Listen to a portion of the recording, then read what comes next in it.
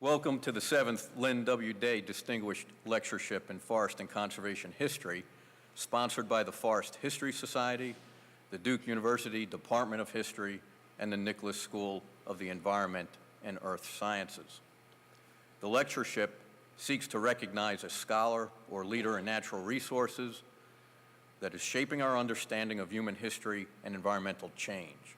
In addition to being serious scholarship, the lectureships aim to be accessible to a broad audience on unique and provocative topics and philosophies. They all consider elements of the moral challenge of living sustainably on the earth. Information about the previous lectures given by noted environmental historians William Cronin, Stephen Pine, John McNeil, David Foster, Donald Worster, and Patricia Limerick can be found on the Forest History Society website at www.foresthistory.org. Now, when we get to the question and answer period, I would ask that if you have a question, you can come down to this microphone in the middle, or if Char Miller can hear you, then he'll try, otherwise he'll try to repeat the question. The lectureship was named for Lynn Weyerhaeuser Day, a longtime supporter of the Forest History Society. She was committed to forest conservation, environmental issues, human welfare, and international development. She firmly believed that the lessons of history can help us ask better questions, questions that will in turn lead to better decisions now and in the future. This lecture has been approved for 1 hour of continuing forestry education credit by the Society of American Foresters, and it has been approved for 1 credit towards the North Carolina Environmental Education Certificate Program. And following the lecture, by the way, I have some forms for the CFE credit if anyone would like. And then following the lecture, you're invited to join us at the East Duke Parlors, which is just down the hallway in the next building, for a reception. Now, our speaker today is Professor Char Miller, and his talk is entitled, "Will the U.S. Forest Service Celebrate a Bicentennial? The Remarkable History of and Future Challenges Facing a Resource Agency." He will examine the central administrative, legal, and political tensions the U.S. Forest Service has long confronted and evaluate the key environmental challenges the agency and the nation will face over the next century. He is in an excellent position to reflect on this as he engaged in extensive research in preparation for the agency's centennial in 2005. He's interviewed former chiefs of the U.S. Forest Service and traveled on the agency's behalf, sharing and gaining insights that served as a foundation for a larger set of reflections on the links between the agency's past, present, and future. The adaptability of this remarkable organization may serve as a harbinger for how well the U.S. responds to intensifying environmental pressures of the 21st century. Dr. Miller earned a BA from Pitzer College in 1975 with honors in history and political studies, and then an MA in 1977 and PhD in 1981 from Johns Hopkins University. He has been at Trinity University in Texas since 1981 and is currently professor and chair in the History Department and Director of Urban Studies. Dr. Miller is author of Gifford Pinchot and the Making of Modern Environmentalism, published by Island Press. This was the first new biography of Gifford Pinchot in more than 3 decades and offers a fresh interpretation of the life and work of the famed conservationist and progressive politician. Now, I'm sure he will invoke some of that work in his talk today. You should have received a flyer about the book is available, and you may have picked that up when you arrived. And we do have another book on hand today, afterwards at the reception, for sale, called The Forest Service and the Greatest Good, A Centennial History, for which Char Miller provided a foreword. Jamie Lewis, the author and Forest History Society historian, will be at the reception, and both of them will be available to sign the book. The Greatest Good is a companion book to the award-winning Forest Service Centennial film of the same name, in which Professor Miller is featured. I'll also mention that the Forest History Society will soon publish a new book that includes the bulk of Char Miller's writings, tentatively titled Groundwork: Conservation in American Environmental Culture. And this is expected to be available mid-2007 or sooner. Professor Miller has received numerous awards and has served on the editorial board for the journal Environmental History and currently serves as its associate editor. It is our honor to have him with us today. Please help me welcome Professor Char Miller. Thank you very much. I'm going to stay here. Thank you very much. I appreciate that. Thank you all very much. I am honored, humbled, and a little puzzled that the organization asked me to give this talk. Flattered, to be sure, but a little puzzled. That's a very fast company that I'm in, and I will try to do it justice. I'm thankful, too, to Lynn W and the Weyerhaeuser family for their many, many years of support for this organization, which, although Steve didn't mention it, is celebrating its 60th anniversary this year, a milestone in the ways in which we have started to understand landscapes and the human relationships to those lands, an important organization, which, by the way, has as many on its staff some really remarkable people, not least of which is Cheryl Oakes, who's sitting directly in front of me, so I can embarrass her terribly. On my way to the airport yesterday, I flashed her an email asking her for some more stuff that I could read before I gave this talk, because I needed to cram. And by the time I got to the hotel here in Durham, it was waiting for me. It's that kind of affection and love, and also deep knowledge that it seems to me that the whole of the organization embodies. So I'm thrilled to do this today, to give you a sense for some of the issues that I think are going to confront this organization over the next century, some of which have deep roots into its past, some of which I think we will never anticipate at all, and it's simply we're going to be blindsided, which is pretty much how most of human history operates anyway. We think we know what's about to happen, and then it happens, and it wasn't what we thought, so what the hell? Why did we think what we thought? Can't tell you. So where I want to go with this, in a sense, is as a kind of piece that's not up there, to look at the forestry source, the internal newsletter of the Society of American Foresters, which just came out this November. Its first 3 articles all have to do with the Forest Service. Forest Service assesses future of recreation sites, says one article. Court invalidates Bush roadless rule, says another. And the third, above the fold article is, where do we go from here? Which really is what this talk is about in many respects. But it tells us something that this organization, the U.S. Forest Service, founded a century and 1 year ago, has been central to the way in which Americans have thought about land for a very long time.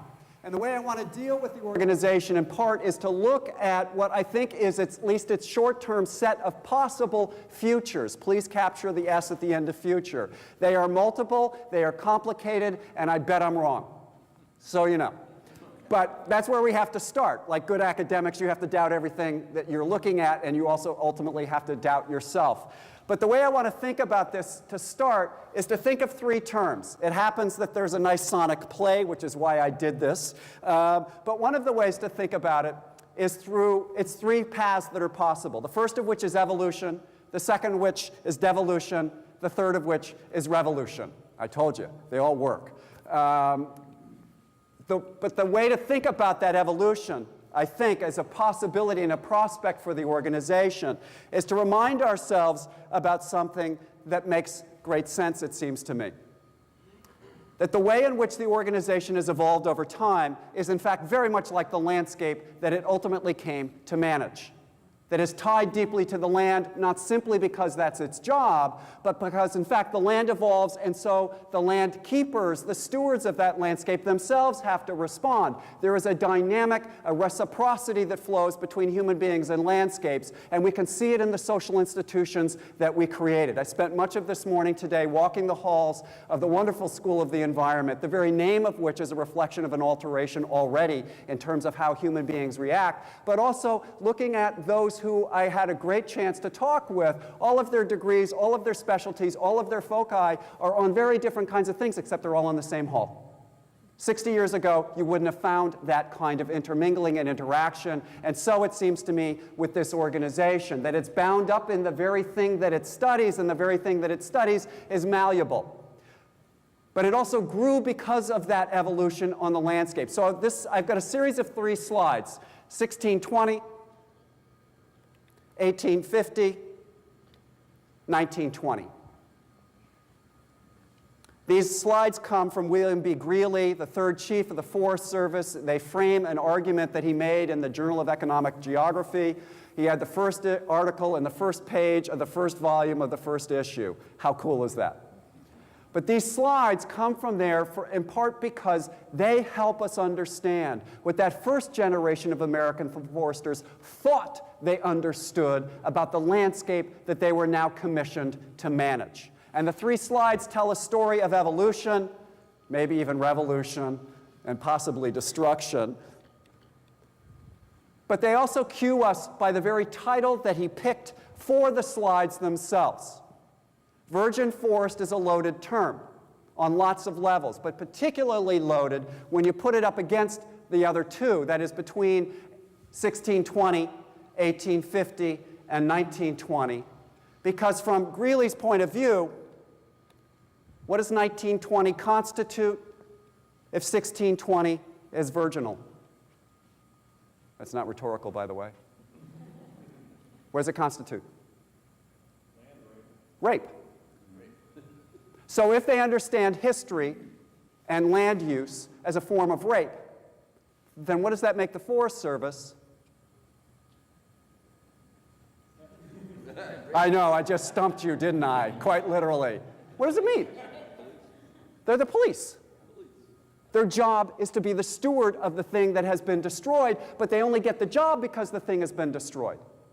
That there's a circular kind of intellectual history that's flowing around this story that helps us understand not only the land that they saw, but how they interpreted the land, and then how they took that interpretation and speak back to the very public about why they needed to exist. And so for them, always, it seems to me, framed around these landscapes are also the photographs that Gifford Pinchot would constantly commission. He is one of the most remarkable figures in a lot of ways, but most especially because he understood the power of image in the early 20th century to compel his fellow citizens to action. We still operate in that notion that images matter. He had to actually lug a camera around to have these photographs taken or take them himself, but they become really important when you start to think out what's in the photograph, or rather, in this case, what's not. So why take a photograph in 1910 of a clear cut in southern Michigan that occurred 50 years earlier? What does this photograph tell us that the agency was trying to tell its publics in 1910? We're running out of trees, A, good. The landscape is being destroyed.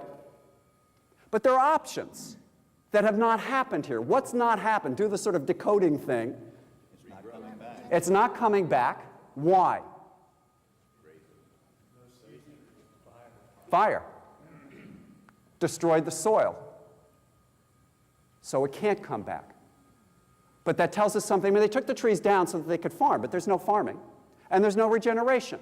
So here's a young agency trying to convince a public that it matters, and the thing that it chooses is devastation. To show how bad things are means you need people to manage the landscape in an impressive way. Or take this shot from 1915 in Colorado, which I am convinced, because of what's taking place in 1915, this has other echoes for the American populace far away from eastern France, but not far away from the imagery of World War I and the landscape devastation that that war brought.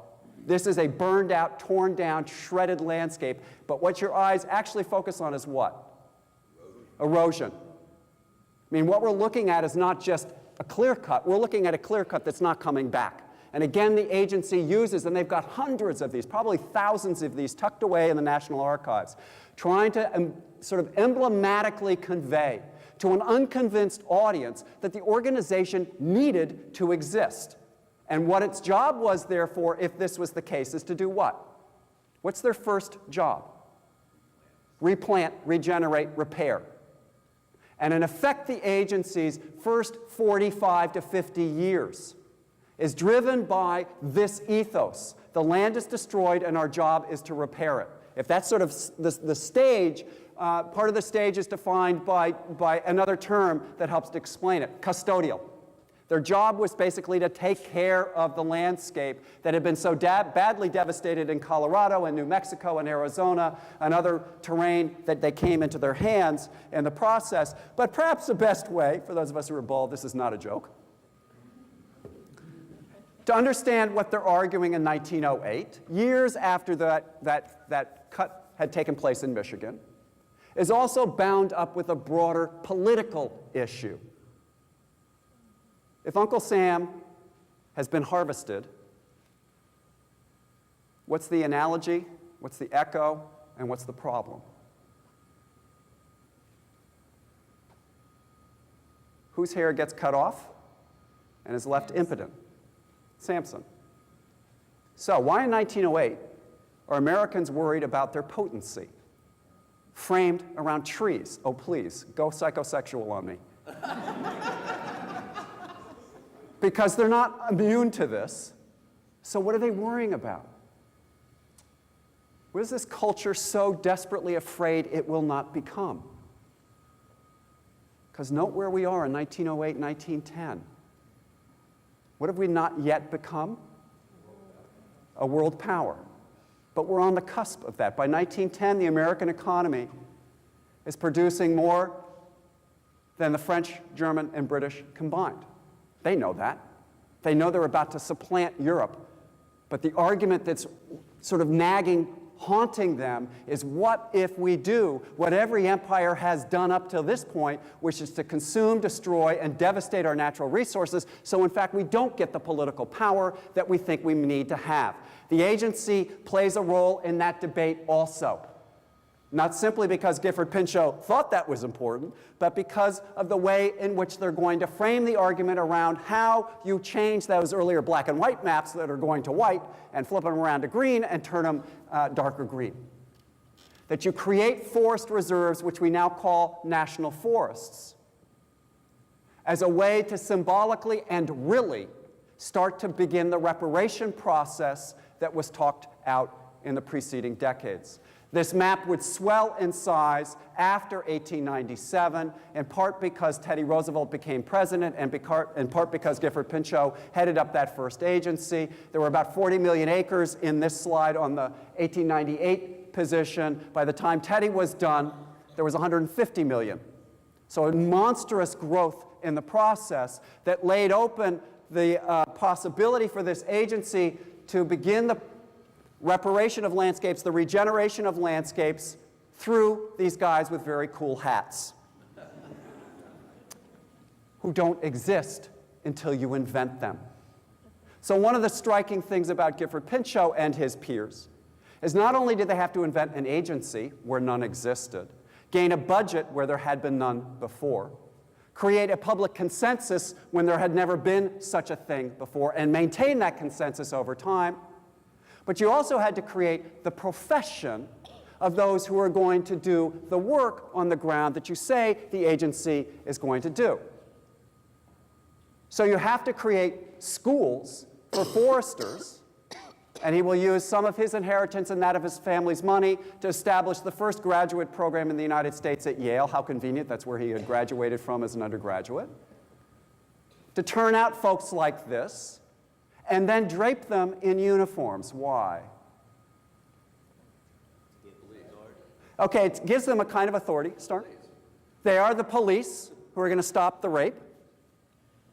And additionally, that authority depends upon what we assume the badge, the hat, the uniform, and the book contain. What do we think they hold that we don't have? Authority, but what's the authority based on? Knowledge. They are the experts who have arrived on the range. They have knowledge that other people don't have. And the book, by the way, is called the use book. The use book had all the statutory legislation. So when they rode out on the range and something was happening that they didn't want to have happen, they opened up the book and said, it's not in the book, can't happen. So Part of what's going on is an attempt, therefore, not simply to argue about management and its possibilities, but also to create the institutional infrastructure that makes that management possible so that you can have the iconic figure, and this is the United States, so I swear he is facing west, and even if he isn't, we all think he is, because that's what we do in the United States. The man on the horse with the badge and the uniform and the book, gazing out over a limitless future over which he has complete control. Except, of course, he doesn't. If he's looking out over 1 million acres, that's shortchanging it a bit, and there's no way that one ranger on 1 million acres is actually going to do anything, which tells you a lot about the agency's ambition, its reach, and its futility. Because it's not going to do what it thinks it's capable of doing yet. But the job, in effect, is to show up, to create the boundaries, to rattle the cage in a sense, to activate the process whereby change might happen, that you can begin to regenerate possibly over time, and begin to deal with issues, in this case, a wonderful shot of Arkansas in the 1930s, but frankly, it could have been anywhere in the 1930s. Because that, too, is a Forest Service photograph. That, too, is emblematic of what they were arguing in the 30s, which is emblematic of what they had argued in the earlier part of the 20th century about why their work was so critical. We look at that and go, well, of course you have to repair that land. It's the of course that's the catch. That's how you're hooked into the larger object and argument that the agency will make, as will any agency in that respect, to make what it's doing seem important, essential, national in scope, and local in significance. For Pinchot and his peers, that's critical, and it's equally true for those on the ground. I had breakfast a couple of years ago in Missoula with a 90-year-old forester. And I asked him, because he worked for the agency for almost 50 years.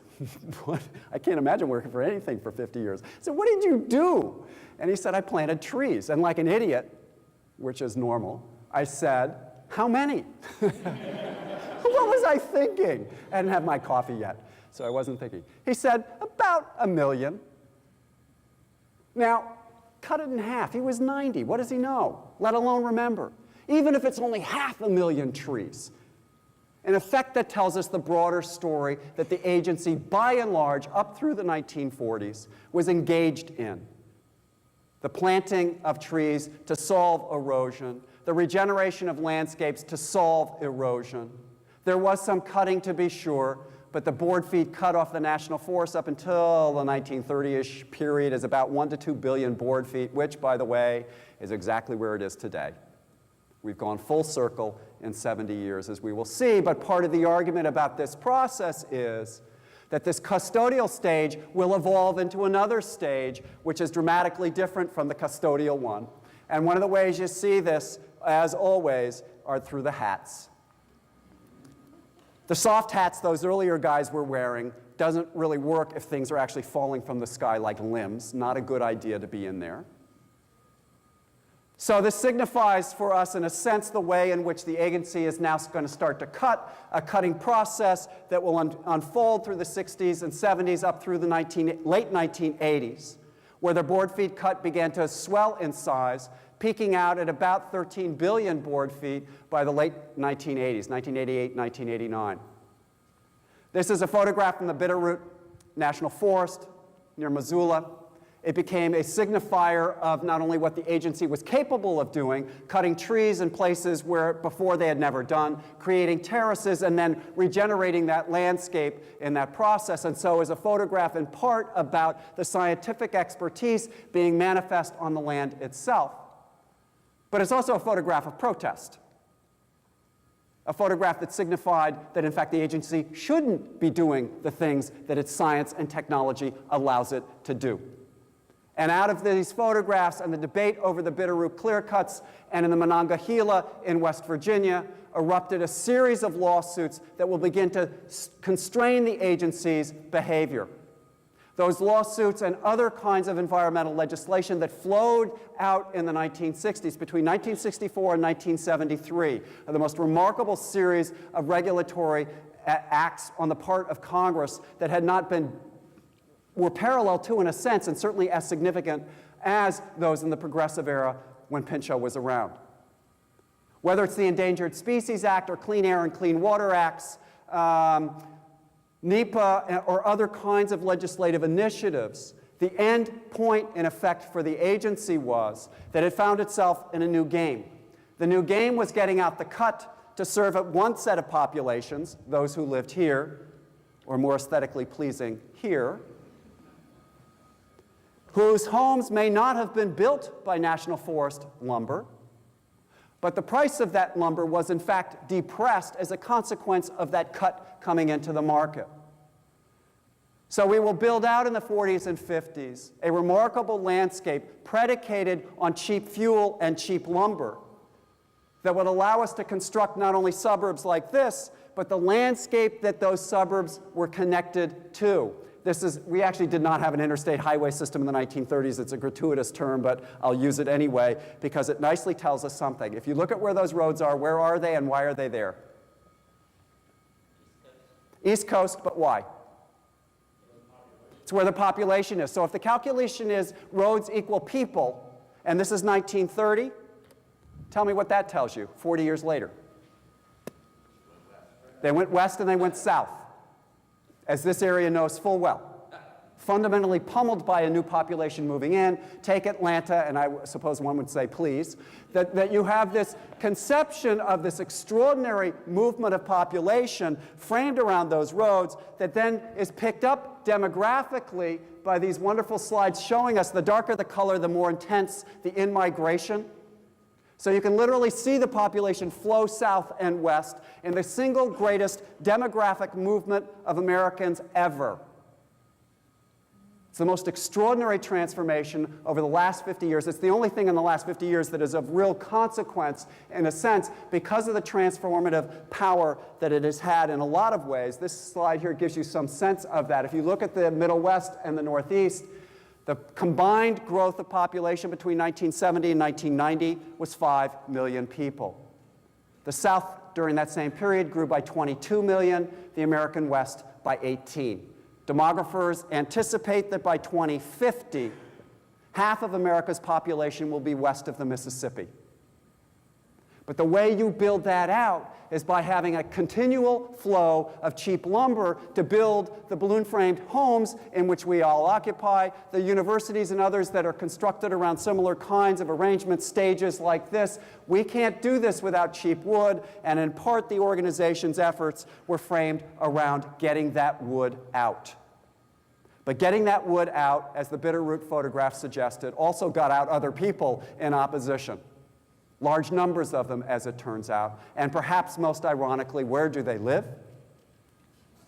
But in the suburbs that were constructed by that wood or wood somewhat like that. And so here's the intellectual, the cultural dilemma that we have yet to resolve.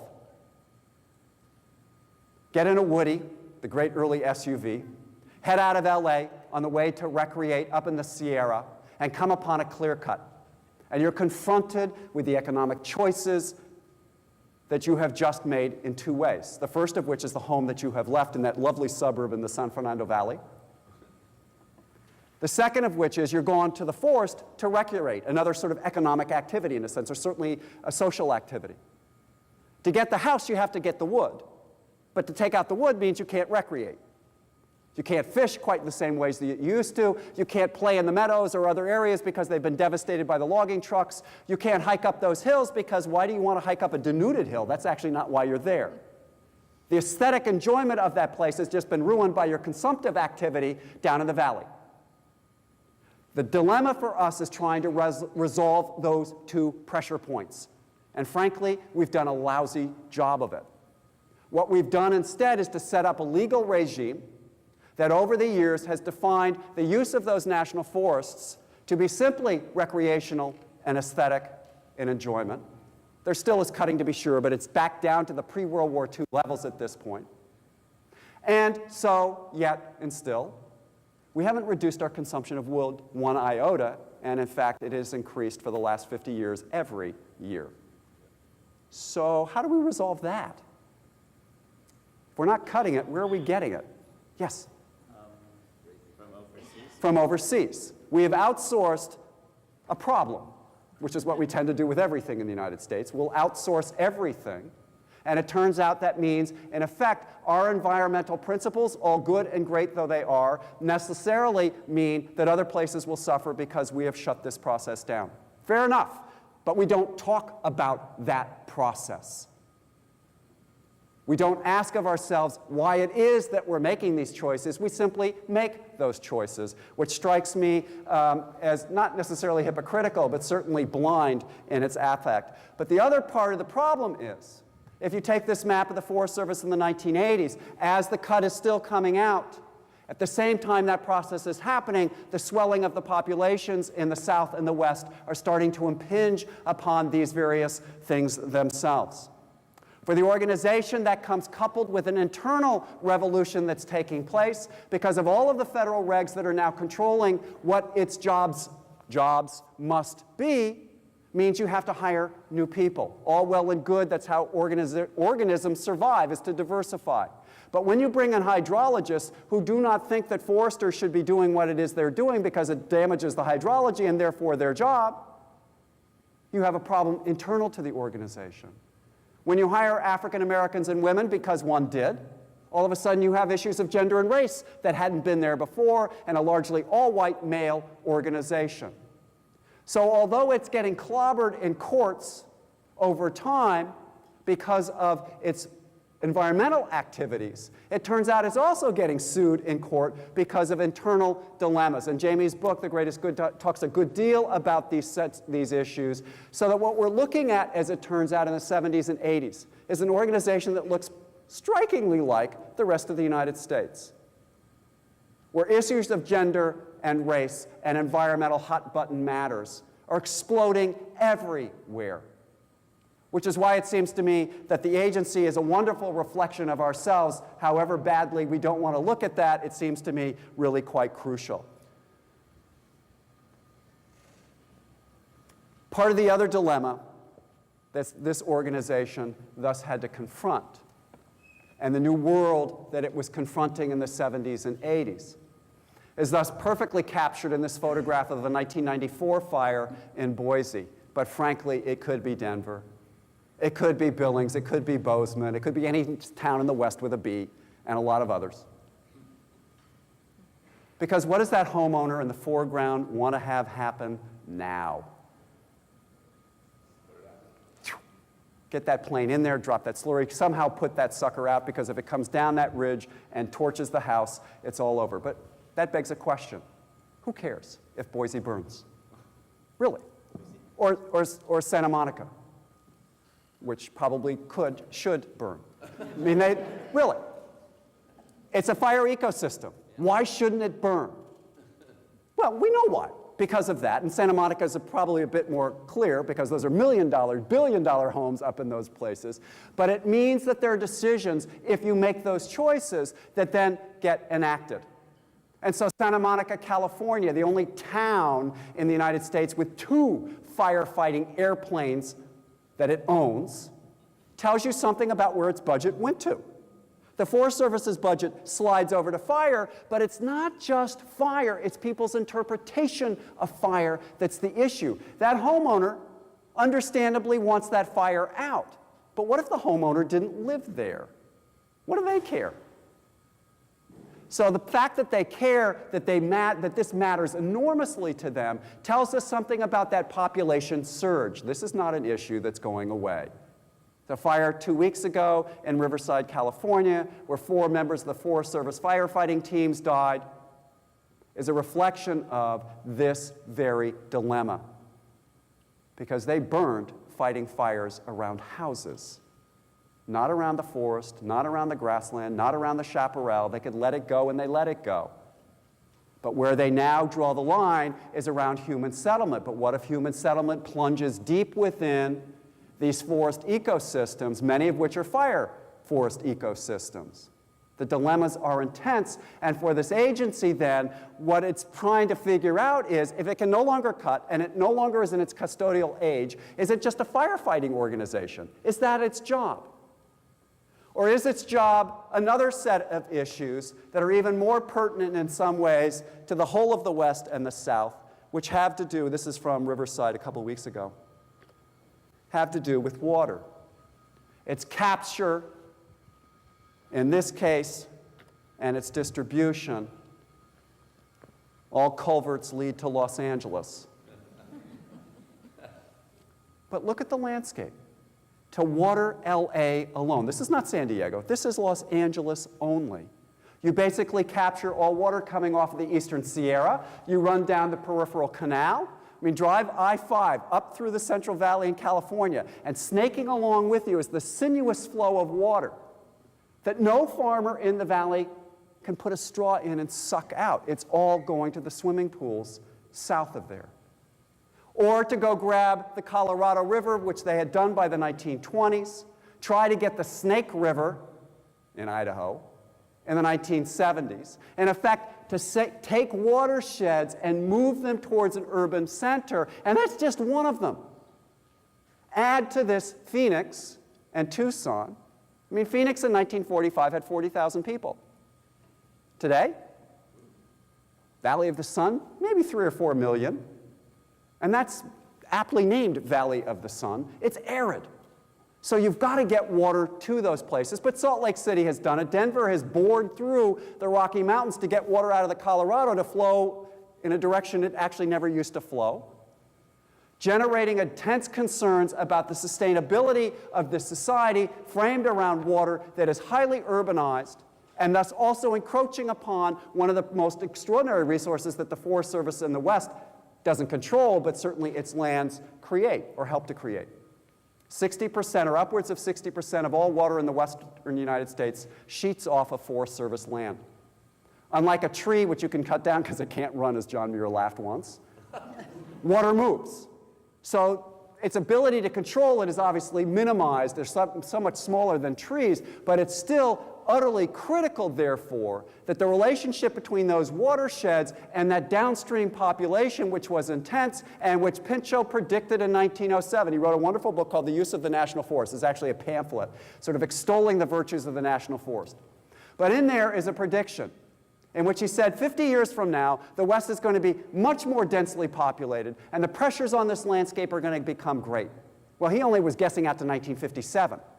If he jumped another 50 years, he couldn't have imagined the amount of pressure on that landscape that made it possible for us to talk about water or fire or other kinds of things that mattered enormously.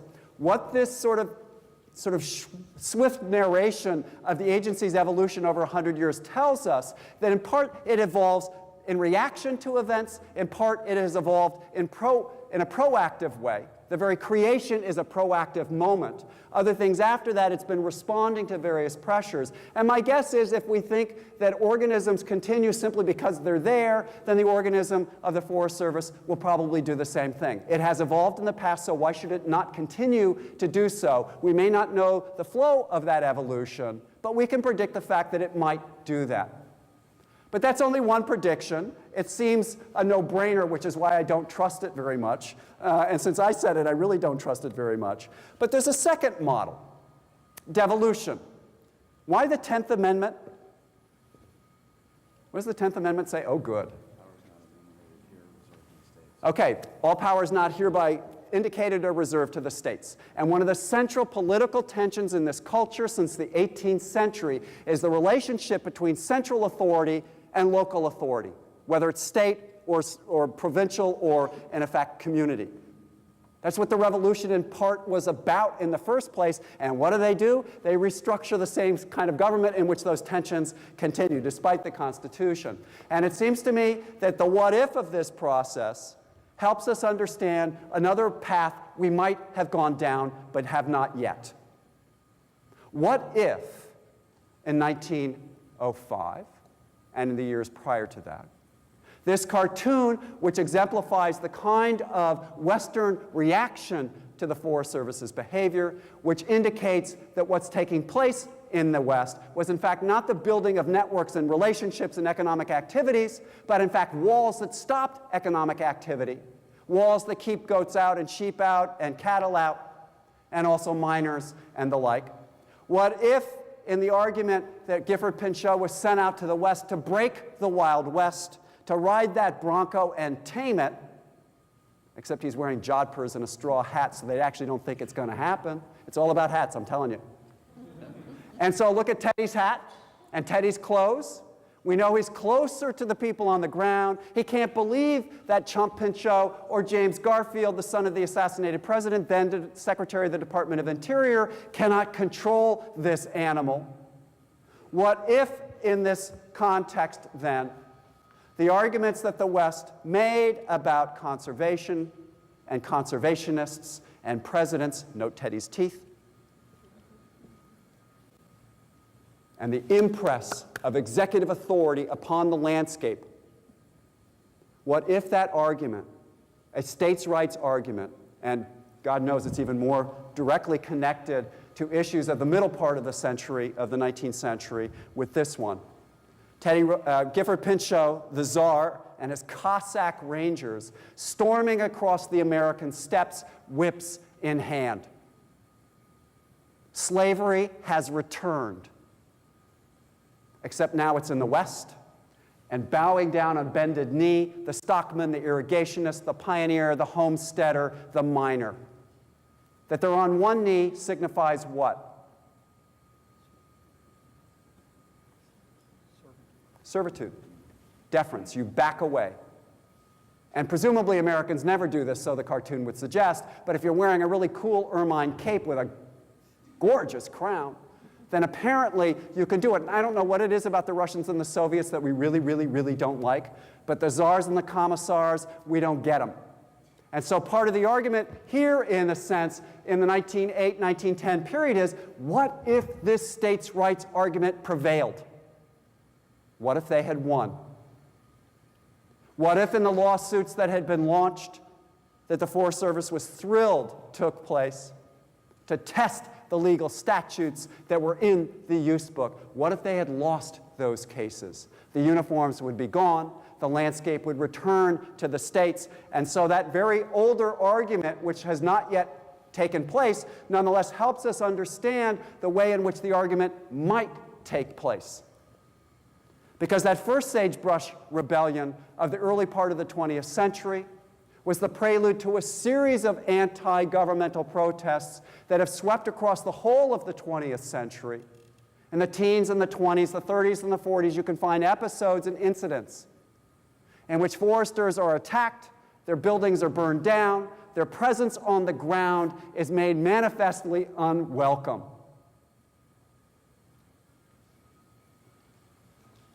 In the latter part of the 1980s, the commissioners of Nye County in Nevada periodically fired up their bulldozers, crashed into Forest Service chain link fences to tear them out of the way.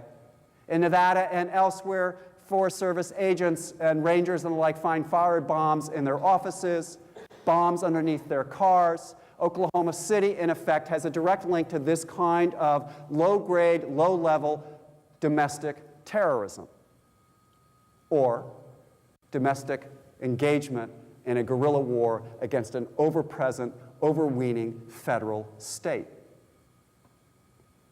An argument could be made, therefore, that devolution, the return of these lands to the states in which they are located, would solve one of the central political tensions that has driven the process of governance of these lands from the moment they were created. In fact, even before they were created, the West was howling in various ways about them. Eastern national forests seem to have less of this debate and discussion. When I show this image at Eastern universities, unlike Duke, they don't get it. And that tells us a lot about the political cultures and the legacies of those cultures over time, I suspect, because I can flash this thing alone and have an hour-long discussion in any lumber shack or wherever I've been over the last 3 years. I mean, it's a remarkable it elicits a remarkable set of arguments about what's taken place in the United States.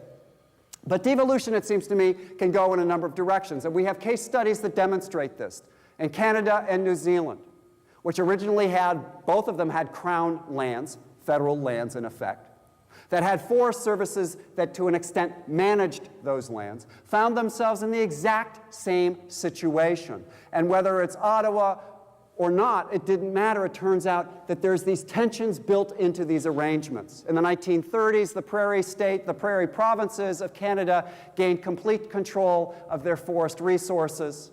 Parts of British Columbia did also. In effect, Canada devolved, got rid of these landscapes, turned them back over to the provinces, and I suspect happily washed their hands of an extended series of debates that had already erupted in Canada. New Zealand, much more recently, has privatized all of its once forested landscapes, following a corporate model that suggested that if a government institution could not make a profit on the work that it did for the public, then it could no longer do that work.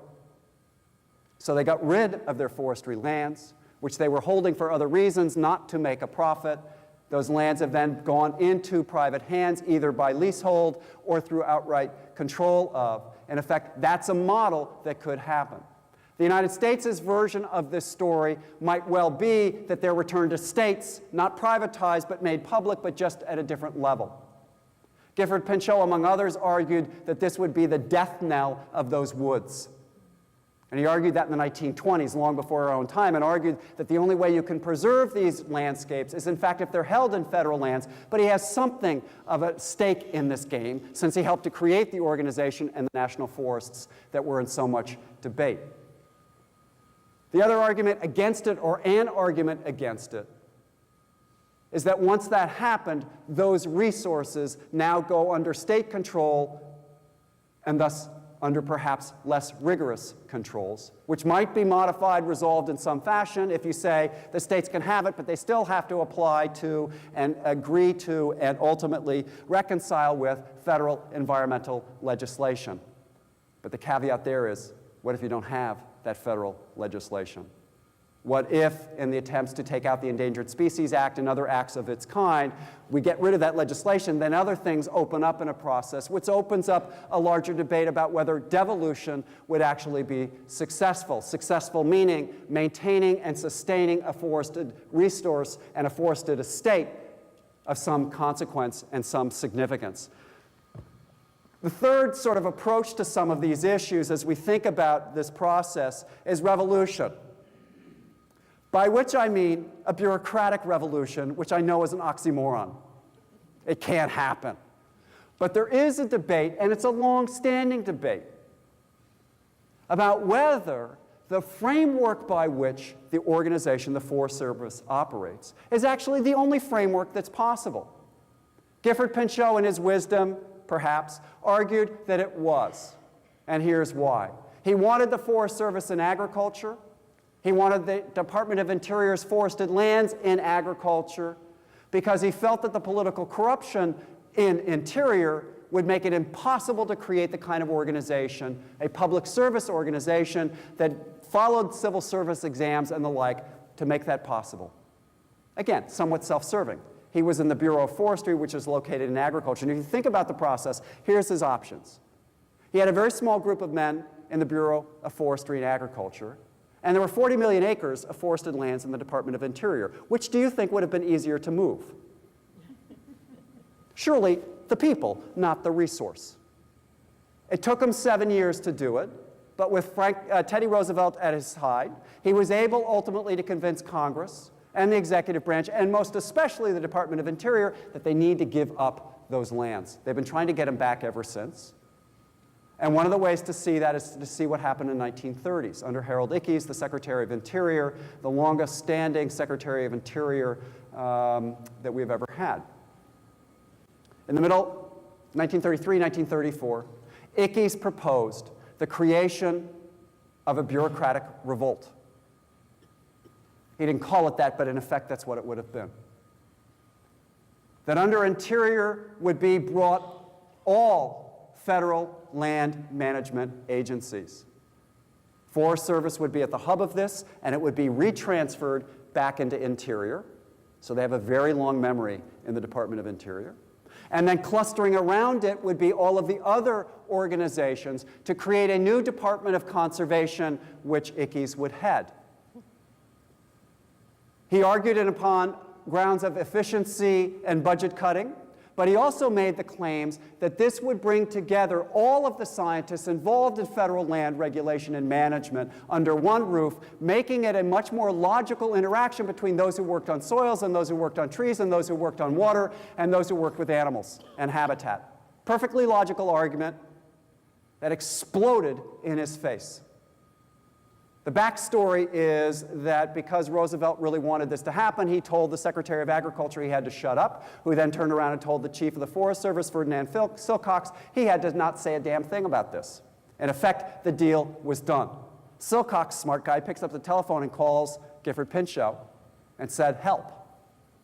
Pinchot and Ickes fought one of the most titanic struggles inside and outside the Beltway before there even was a Beltway, blasting one another across the country, across the airwaves. And it turns out Gifford Pinchot's close friend and former secretary was in fact an Ickes employee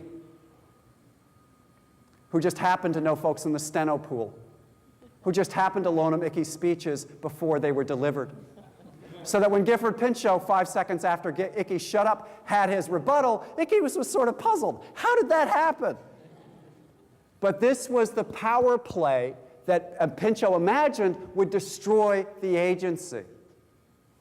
Okay, let's take that perspective for a second, but I think there's an alternative vision, which is if we had tried that coalition of organizations under one roof, we might be in a different place today. In fact, I would argue we would be. I don't know what the place would be, but if you put Park Service and Forest Service and the Bureau of Land Management and all of those regulatory organizations under one space, you might have solved some of the internal debates going between those organizations and may, only may, have produced a different kind of result. In the 1970s, Jimmy Carter's administration also evoked the notion of a Department of Conservation, but let's call it the Department of Environment. It went nowhere. It was not nearly as exciting as Ickes and Pinchot's brawl, but it raised those issues anew. And one could argue equally that as good as this process might have been, economies of scale might argue in each direction that it was good or bad. To have a super agency might mean less attentive management. It might mean less successful reparation of landscapes and the creation of recreational sites for people and the like. But there are already signs that some of these mergers are playing out on the ground, whatever we think theoretically. In Durango, Colorado, there is the Public Lands Office. There are Forest Service employees who work there, and there's Bureau of Land Management employees who work there. They all have 2 uniforms.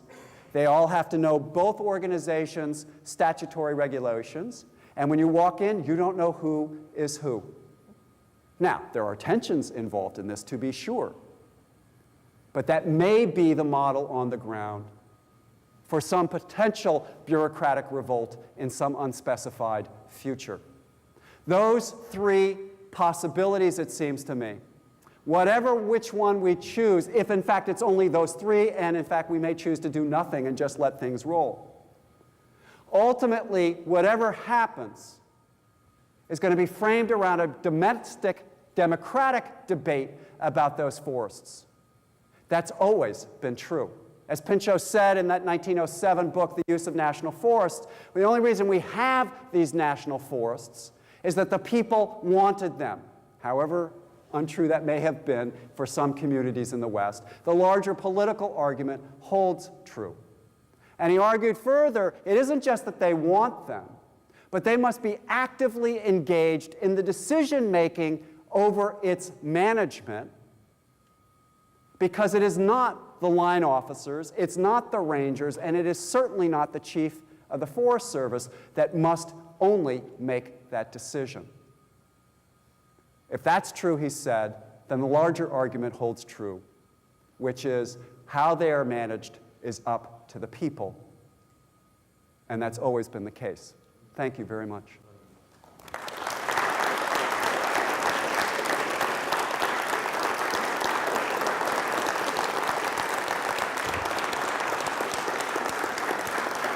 You have time? Questions? I can talk for hours in case you haven't noticed, so stop me. Yes?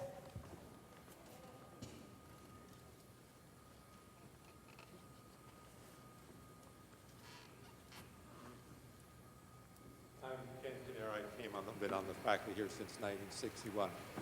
I think it's worth pointing out that the concentration of national forests in the West is because they were created on public land. Right.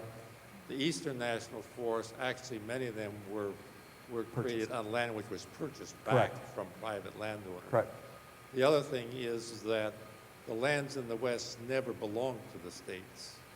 They were federal lands in the beginnings. The states were created afterwards, and you know, but those were all federal lands.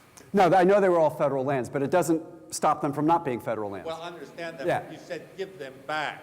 Right, I hear your Never point. belonged to Right, the states. right, and that's a good reply.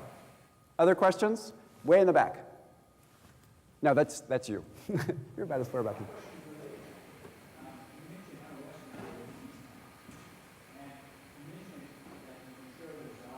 Yes.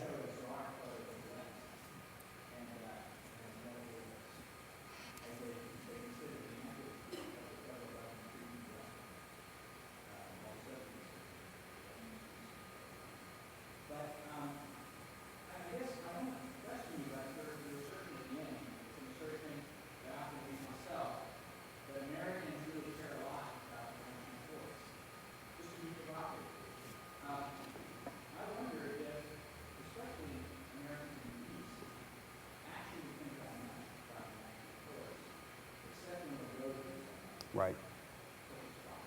Right.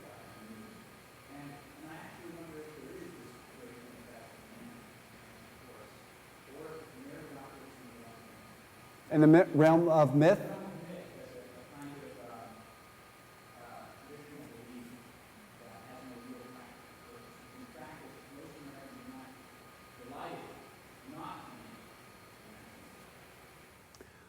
The question is whether we're operating at the level of myth or reality when we indicate that there is a groundswell of appreciation, love, support for the national forest, east or west, middle, west, south, wherever they may be. You can actually push that in a bigger way, and let me point this out. As I told WUNC this afternoon, what strikes me as really fascinating about Americans, if you ask them, do they believe in the environment, do they think it's something that they preserve, they say, oh God, yes, of course. Then you ask them how they vote. Well, it's down 7, 8, 10 down the list. And so if you're a political figure, you're looking at the list of priorities, why should you focus on this one when they tell you ultimately it's about jobs, whatever jobs may mean? So I think in a sense it plays to your point. Having said that though, and hung out around a lot of national forests over the last 3 or 4 years, in the east, the middle west, the south, and the far west, and in Alaska for that matter, it turns out they're actually the source of considerable conversation, especially those for whom watersheds matter. And the White Mountain National Forest in central New Hampshire is a watershed national forest. They understand full well in Concord why they have to have that watershed up there and have it protected. So there's actually a lot of conversation, I would say. Whether, though, and to take your other point, whether that we feel this way is manifest in how we act and what we're willing to support. I'm willing to go with you at some level that some of this, if not mythical, though it probably is mythical, which is why I evoked it in the end. That's what you do at the end of a talk. You speak to people's best visions, their best angels, not their worst. But I think in the end that's the ambition. And I think Pinchot was saying the same thing. They may not be there yet, but that's where we want them to be. That's the idealized state. Other questions? Yes, on my right. One could make the case ever since Bush 41, the devolution process of Forest Service has gone rapidly. You've been to a lot of Forest Service offices and ranger stations, consolidated. Right. Yes. Yes. Never seen the woods. They sure know their communities. Right. But when you walk into that office, have you ever asked yourself how many people in this building are actually employees of the U.S. Forest? Yes. Are they not contractors? Or are they uniformed volunteers that are serving the nation in volunteer capacity? Yes. The question, if I can make it into a question, has not the devolution process already begun? Beginning with Bush first. It actually started a little earlier with Carter in some ways. But one of the sort of processes is one of the ways you destroy any kind of organism, in a sense, is stop feeding it. And the food that the agency has is money. And so if you're not producing timber cash reserves, then you start to squeeze the budget, and you can watch its employment numbers shrink radically. A lot of people are, in fact, contracted out. They don't like to call it outsourcing. I think it's called competitive pricing. I think that's a much better term. It's outsourcing. And they're outsourcing all sorts of things. But it isn't clear to me that you need to be a member of the Forest Service to tune up a truck, which is one of the areas where they're outsourcing it. But it does start to degrade the sort of internal ethos of the organization, which sees itself as an organization with an ethos. I mean, I think that's important, and I think your point has touched that very nicely. Yes, dead center. Thinking about that possible future of devolution, you gave the examples of Canada and New Zealand. What have been the implications of that devolution in those countries? Yeah, I think that the New Zealand one, it's still too early. That really took place in the middle 80s and early 1990s, so I don't think we've got a lot of track record to know. The Canadian one in the 1970s, I think if you talk to environmentalists in parts of Canada, they will tell you it's been, to an extent, disastrous, because they see that they don't actually have some broader constituency to which they can appeal. If you think about a way that we make our claims about the Tongass National Forest in Alaska, the most hotly debated national forest in New York City, how do they know? But because all of the national organizations have taken this local issue and made it, in a sense, something that all of us care about, because, in fact, that is our national forest. It's not Alaska's state forest. It's a national forest that we can control. And I think that's the sort of counter-argument that many would make, which is the moment it goes fully devolved, that is to say the resource, not just the people, are pushed in that direction, then you can no longer have those claims. And I think that's the political trap. It's a kind of states' rights argument in drag in the 21st century. And we've had problems with that argument. Yes, and then over here. Yes, please. It seems to me that one of the big contextual differences, of course, in all federal languages. Yes. Over the last 20 years, this is the first time in American history we are acquiring land on systematic, mostly ecologically based basis.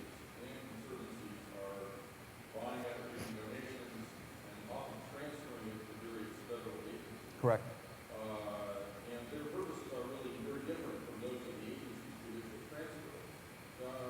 Speculate That's on good. the meaning of that for the future. That's a great question. The question is as the Nature Conservancy and other groups buy up land and turn them over to federal and in some cases state agencies, because it's happening in states as well, the missions, the sort of covenants that come with the land require a different kind of management scheme than the organization itself might necessarily pursue on those lands. The implication is that you now have to hire more people who understand whatever that covenant tells you you need to do. So, and one of the ways of seeing that, and I just did a session with new Forest Service employees at Gray Towers, who are middle-level management, most of whom had not been in the agency more than 5 years, and you don't get to middle-level management in 5 years. I mean, that would be a real fast track. I mean, these are people, when you talk to them, their biographies indicate that they've come from all sorts of organizations. So I think you're starting to see a repeopling of this particular agency and institution with people whose skills are not with road building and not with cutting, because those things have essentially stopped, but with other kinds of decisions. And that's going to change the internal culture to the organization as well. And that's something we can't yet predict how it's going to play out, but it's a really, I think it's, as a marker for the 21st century, it's really critical. And there was a question over here on the left. Yes, sir.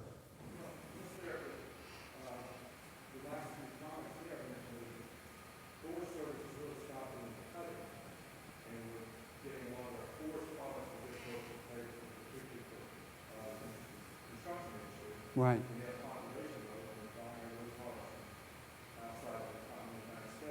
Correct.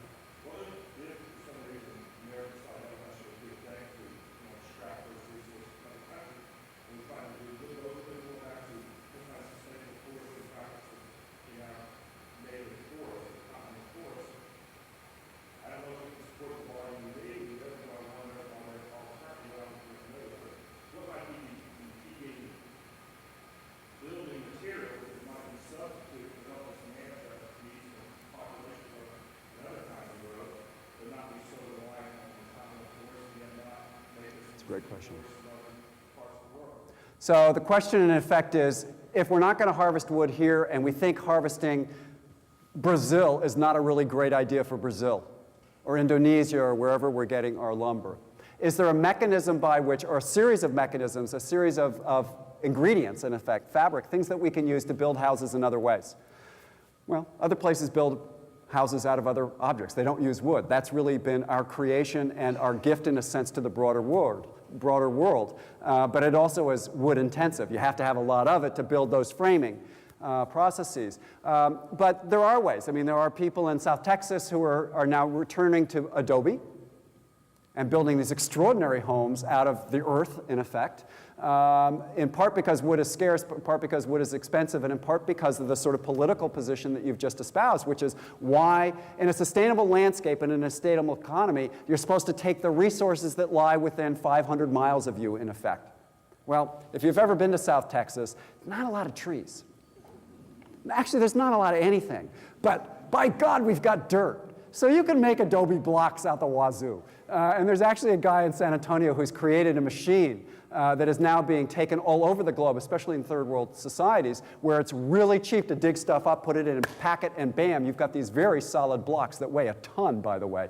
It solves one set of problems. You can't actually build, McMansions with this. It's a little awkward, but that may be a good, that's a kind of downsizing that might also be useful. But I think there are other building materials, and as we start to argue about recycled products on the one hand and more sustainable architecture on the other, I think that stuff is going to come online because it's readily available. It's within the local landscape that you can do it, and the price is right. One more? Is there one more? Yes, please. Jerry. Former historian of the Forest Service. Talk about national forest system. What about the BLM and the other federal land? You saw the title, didn't you? Back to a rhetorical question, and that is, I heard 2 years ago at Oregon State University, and that is, does the federal land, or is the presence of federal land an anomaly in the United States?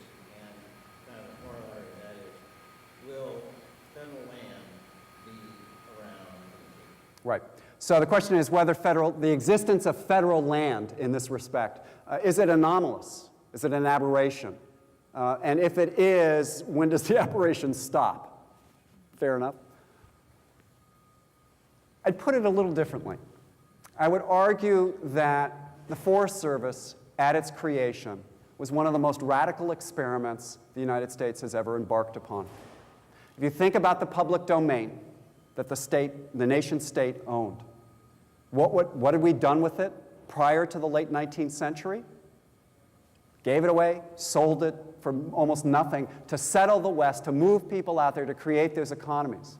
The transformation in the 1880s and 1890s to an argument that some of that public domain now must be set aside. Reserved was the first word. Pulled aside like a reservation. Language that they had full knowledge of back in the day. You corral Indians like you corral trees. You pull them off track, in a sense. That's a radical break in since the late 18th century in the process of the distribution of land. In fact, you go back to the 1600s and earlier than that, and the whole goal is to get whatever land you can. So over a 200-year period, this is a sharp break in the process, and I think that's a quite fair argument. What I've been struck by over the last century, despite all of the various sagebrush rebellions that rose up to argue that this system is antithetical to the American consciousness, is that in fact other Americans have a very different consciousness about those places. And that's been the fight ever since. And so until that fight is resolved, which I don't think actually it will be, I think it's embedded in the very larger arguments that we have in a political philosophy in a society that says we have a president, we have a Congress, and we have a legislature, and we reflect that all the way down, that tripartite division of sovereignty, all the way down to the very grassroots levels. So we splinter sovereignty constantly, which is why we're at odds with one another all the time. So in this case, blame James Madison. It's all his fault. So, and I think this is a resolution to that process. It's not the only one, but I don't think it's going to go away, which means I think, in effect, what looks aberrational is normal. Good. Thank you all very, very much. I appreciate it.